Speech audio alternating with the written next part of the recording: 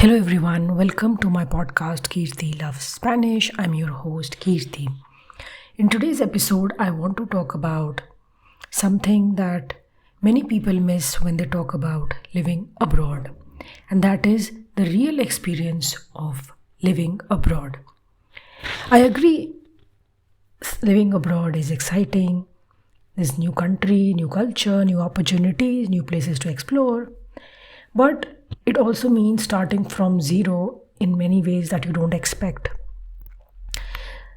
As somebody who has lived abroad, I can say that there's so many changes that you don't know might come your way.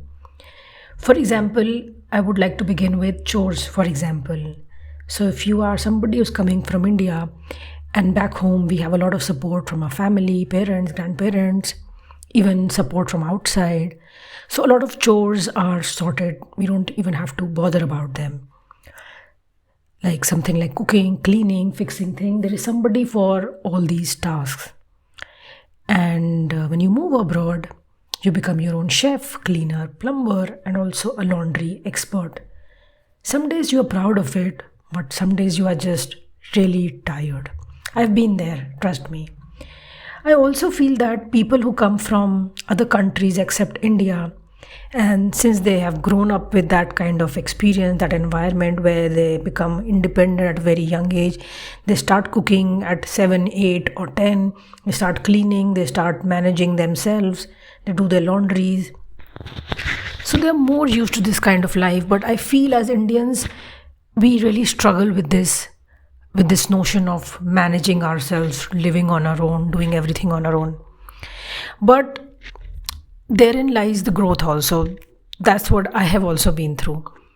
Another aspect of moving abroad is the process of rebuilding yourself. So whenever you move away, you leave behind your comfort zone, your identity, even the version of you that everyone knew. Abroad, you get to redesign who you are. But the truth is, it's uncomfortable before it becomes beautiful.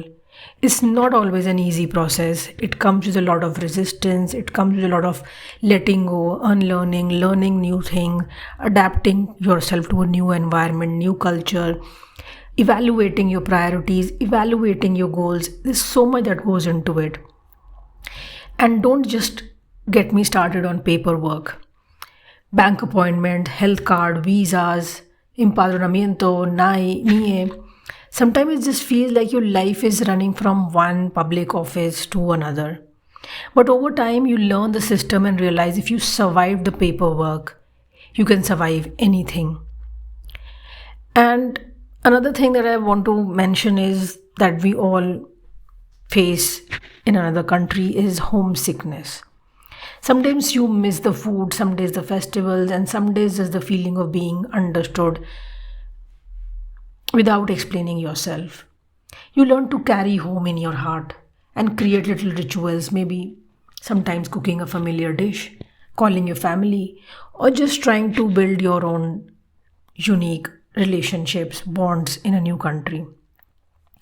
Living abroad also teaches you something very important, and that is looking after yourself. No one reminds you here to rest, eat, study, or slow down, or to take a nap, or to have that herbal drink, or to have fruits, to your dry fruits, other things.